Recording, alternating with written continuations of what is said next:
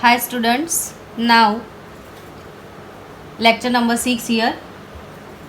In our previous lecture we have discussed about physical properties of aldehyde and ketone, and now we are going to learn chemical properties of aldehyde and ketone. So our next target is chemical property. Chemical properties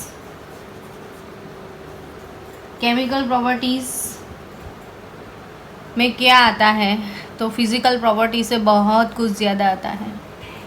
chemical properties में पूरा chapter ख़त्म हो जाएगा. Generally हमने 11th में basic 4 type के chemical reactions पढ़े थे. उसमें फर्स्ट टाइप आपने पढ़ा था substitution. Now substitution means what? तो बेसिकली व्हाट इज सब्स्टिट्यूशन? तो मैंने आपको एक थीम सिखाया था कि जब कोई आता था तब कोई जाता था. मीन्स कि अगर ये बेंजीन का रिंग है, बेंजीन के रिंग के ऊपर हाइड्रोजन है, आप उसका नाइट्रेशन करने वाले हैं, तो नाइट्रेशन करोगे तो NO2 प्लस का एडिशन होगा. तो NO2 प्लस का जब एडिशन कैसे हुआ था? तो रिंग से कुछ गया था. तो वो क्या गया था? H प्लस, यहाँ पे आ गया NO2 और यहाँ पे आ गया H प्लस. मतलब NO2 और H प्लस, तो H प्लस इज डिस्प्लेस्ड और substituted by NO2 plus. So this type of reaction is called substitution reactions. But here it is NO2 positive. It means it is electrophile. तो यहाँ पे substitution electrophile का है. So this substitution is called electrophilic substitution. Electrophile से substitution होता है तो electrophilic substitution. But by chance अगर ऐसा है कि RCl हेलो अल्केन है मेरे पास, यहाँ पे क्लोरीन नेगेटिव है, तो नेगेटिव मीन्स न्यूक्लियोफाइल. तो ये न्यूक्लियोफाइल है, इसमें मुझे OH से अटैक करवाना है. तो जो OH है वो क्लोरीन का प्लेस पे चला जाएगा, ROHCl माइनस. देखो, जब कोई आता है तब कोई जाता है. तो यहाँ पे भी सब्स्टिट्यूशन ही हुआ, लेकिन Cl minus is substituted by negative OH minus which is also a nucleophile. तो one nucleophile is substituted by other nucleophile. So this type of reaction is called nucleophilic substitution. So there are 2 type of substitution, electrophilic substitution as well as nucleophilic substitution. So substitution के बाद हमने एक दूसरा reaction पढ़ा था addition. आपके मन में इमोशन भी आ गए होंगे कि मैडम एडिशन तो पता है. एडिशन में होता क्या था? आपके पास अनसैचुरेटेड कंपाउंड थे जिसमें डबल बॉन्ड थे, ट्रिपल बॉन्ड थे, और जो डबल और ट्रिपल बॉन्ड थे उसमें जो पाई बॉन्ड थे वो ब्रेक हो जाते थे, और पाई बॉन्ड ब्रेक होने के बाद कोई ना कोई उसमें ऐड होता था, कोई ना कोई मॉलिक्यूल्स ऐड हो जाते. तो पाई बॉन्ड ब्रेक होके कुछ ऐड होता है, तो that type of reaction is called addition reactions. For example CH2 double bond CH2, यहाँ पे if I am adding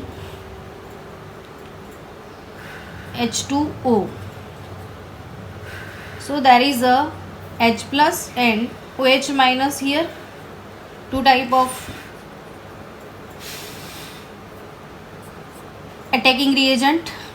So CH2 double bond CH2 की वजह से CH2 सिंगल CH हो गया, पाई बॉन्ड ब्रेक हो गया. ये पाई के इलेक्ट्रॉन जो है वो पॉजिटिव को मिल जाएंगे यहाँ पे. तो चलो कोई भी साइड से हाइड्रोजन को मिल गए तो इधर हाइड्रोजन चला गया, और मतलब ये जो पाई इलेक्ट्रॉन है देखो समझो इसकी मैकेनिज्म को कि पाई इलेक्ट्रॉन हाइड्रोजन को गिफ्ट हो गए क्योंकि वो पॉजिटिव था, तो हाइड्रोजन इधर आ गया।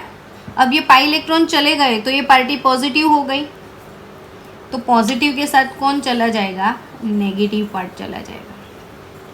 तो ये जो रिएक्शन था वो एडिशन रिएक्शन था। So there are again two type of addition reactions. जैसे हमने सब्स्टिट्यूशन में न्यूक्लियोफिलिक सब्स्टिट्यूशन, इलेक्ट्रोफिलिक सब्स्टिट्यूशन पढ़ा, तो इधर ऑल्सो एडिशन टू टाइप का होता है। अगर यहाँ पे एडिशन नेगेटिव रेडिकल का होता है, न्यूक्लियोफाइल का होता है, तो इट इज़ न्यूक्लियोफिलिक एडिशन। और अगर यहाँ पे एडिशन इलेक्ट्रोफाइल का होता है तो इलेक्ट्रोफिलिक एडिशन। अब आपको सोचना है कि भाई जिसमें सिंगल बॉन्ड होता है, पाई बॉन्ड है ही नहीं कभी, तो जिसके पास पाई बॉन्ड नहीं है वो एडिशन तो लाइफ में नहीं कर पाएगा। What is addition? तो पाई बॉन्ड ब्रेक होता है तो कुछ ऐड होता है।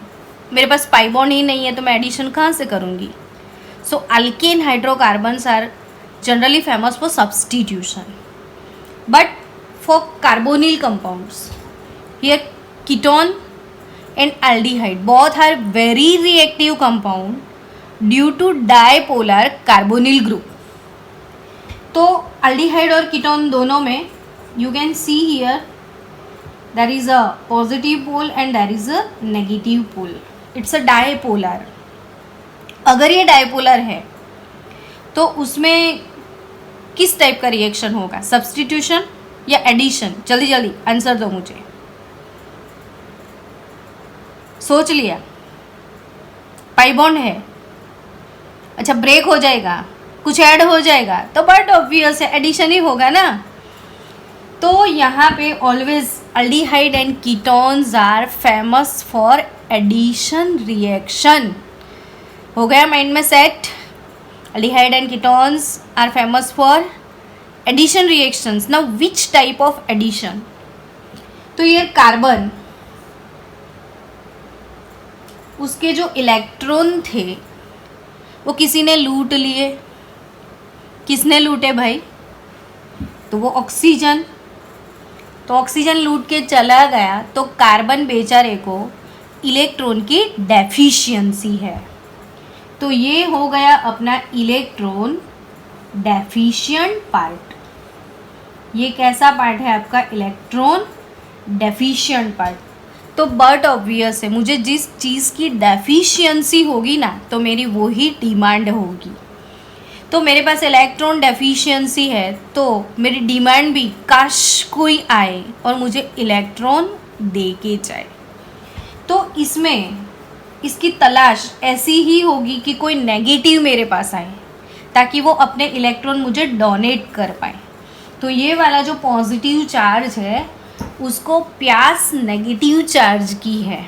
और नेगेटिव चार्ज होता किस पे है? तो न्यूक्लियोफाइल पे होता है।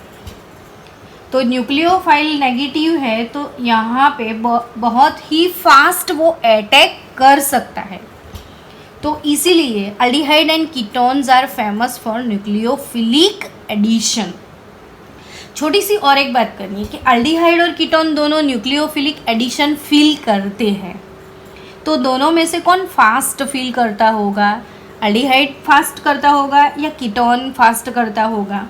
तो अल्डिहाइड या कीटोन की बात करें तो C डबल बॉन्ड O,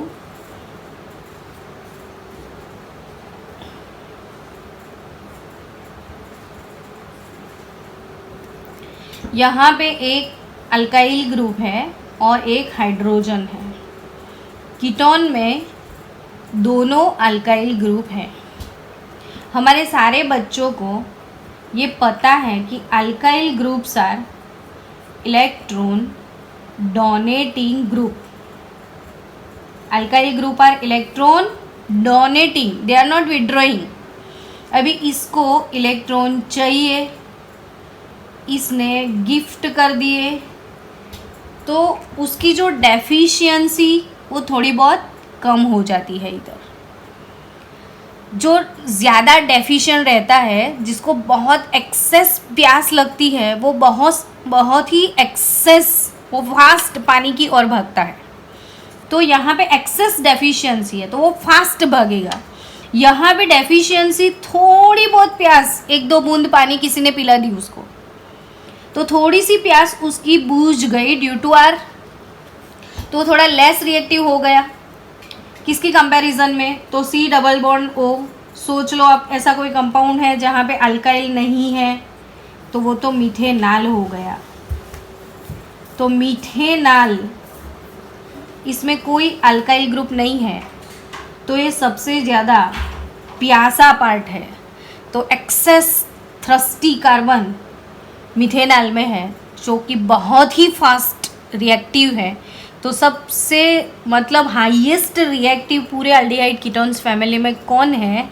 तो वो मीथेनाल, क्योंकि वो उसके पास कोई अल्काइल ब्रांच नहीं है, लेकिन इससे थोड़ा कम रिएक्टिव ये होगा क्योंकि उसके पास एक अल्काइल है, तो थोड़ी प्यास कम हो गई। लेकिन इसके पास तो 2 अल्काइल है, तो इसको तो 2 बोतल पानी उसके नेबर से ही मिल गया, तो ज़्यादा प्यास नहीं है। तो आने वाला न्यूक्लियोफाइल अटैक तो करेगा, लेकिन उतना फास्ट नहीं कर पाएगा जितना फास्ट इनमें होता है। So here what is our conclusion now? तो आवर कंक्लूजन इज दैट कि aldehyde and ketone both are reactive towards nucleophilic addition, but in comparison aldehyde are more reactive than ketone because of ketone has 2 alkyl branch and aldehyde has only 1 alkyl branch and methanol मेरे पास तो कुछ भी नहीं है, तो मैं तो बहुत ज़्यादा रिएक्टिव हूँ। तो ये समझ में आ गया फाइनली कि यहाँ पे अल्डिहाइड और कीटोन्स में मैक्सिमम रिएक्टिव, और ये लोग कैसी रिएक्शंस देते हैं? Nucleophilic addition. उसके अलावा भी बहुत सारी रिएक्शंस इसमें हम पढ़ने वाले हैं। कौन कौन सी रिएक्शंस पढ़ेंगे वो पहले ही बोल देते हैं, तो पढ़ने में मज़ा है कि अभी क्या बाकी है और क्या बाकी है, आगे क्या आने वाला है। तो सबसे पहले इसमें आएंगे न्यूक्लियोफिलिक रिएक्शंस, फिर आएंगे nucleophilic reactions followed bye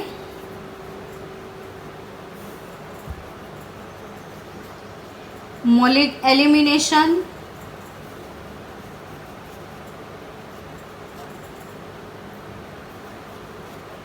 of a molecule, सीधा लिख दो, ऑफ अ वाटर। तो nucleophilic reactions followed by elimination of water. फिर इसमें किस टाइप के रिएक्शंस होंगे? तो हम अल्डिहाइड को रिड्यूस भी कर सकते हैं, तो इसका रिडक्शन आएगा। हम अल्डिहाइड को ऑक्सीडाइज भी कर सकते हैं, तो हम इसमें ऑक्सीडेशन पढ़ेंगे। फिर रिएक्शन विथ अल्कलीज भी आएगा, अल्डोल, क्रॉस अल्डोल वगैरह सब। तो रिएक्शन विथ अल्कलीज, बेस। और फिर कैसे रिएक्शंस आएंगे? तो इसमें हेलोजिनेशन भी होगा,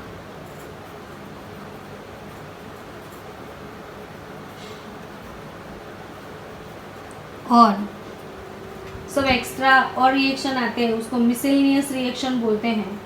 तो सम मिसेलनियस रिएक्शन, तो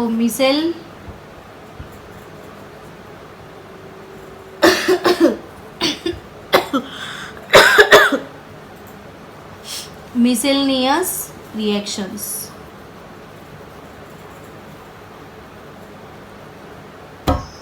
तो nucleophilic reactions followed by elimination of water, फिर रिडक्शन पढ़ना है, फिर ऑक्सीडेशन पढ़ना है, फिर रिएक्शन विथ अल्कलीज, फिर हेलोजिनेशन और सब मिसेलनियस। तो अब पहले हम आज मैकेनिज्म पढ़ लेते हैं कि what is the mechanism of nucleophilic addition. तो यहाँ पे न्यूक्लियोफिलिक एडिशन का मैकेनिज्म क्या रहेगा? तो न्यूक्लियोफिलिक एडिशन का मैकेनिज्म बहुत अच्छा है, मस्त टॉपिक है। C डबल बॉन्ड O, यहाँ पे इसके पास एक ग्रुप होगा, कोई भी A और B लिख देते हैं अभी, तो कोई भी हो सकता है ना। चलो B,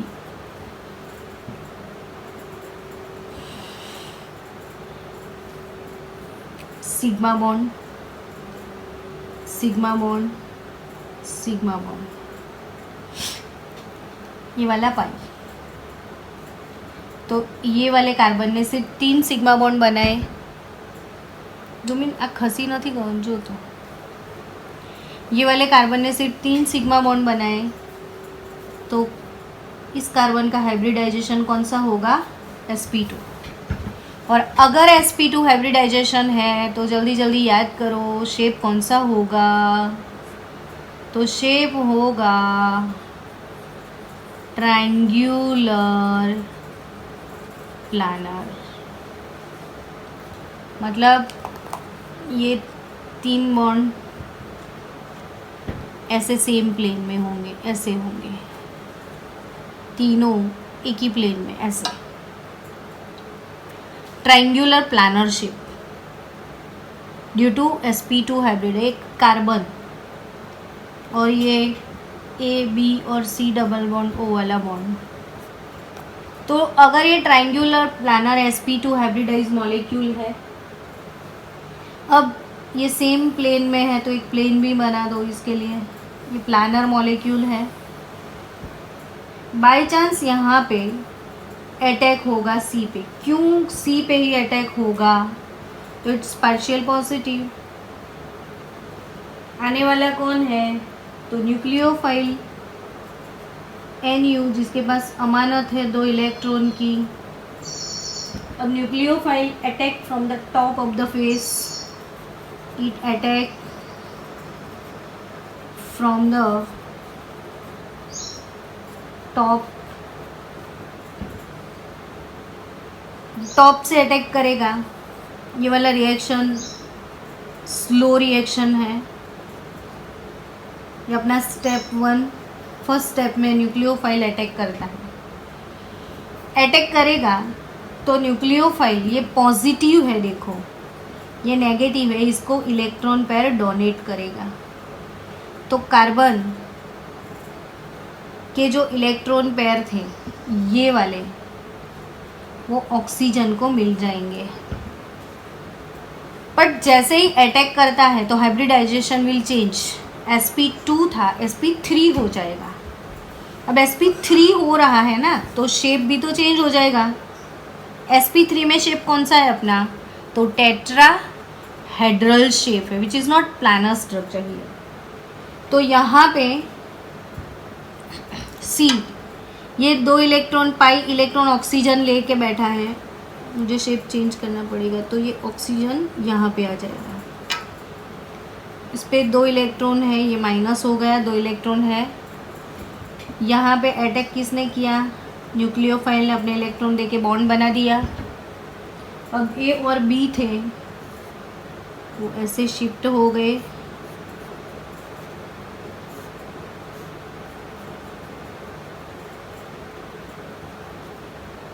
इसका हाइब्रिडाइजेशन sp3 हो गया।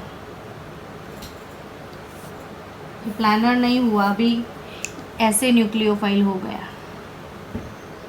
तो ये सेम प्लेन में था, एक एक्स्ट्रा बॉन्ड Nu के साथ ऐसे आ जाएगा ऊपर से।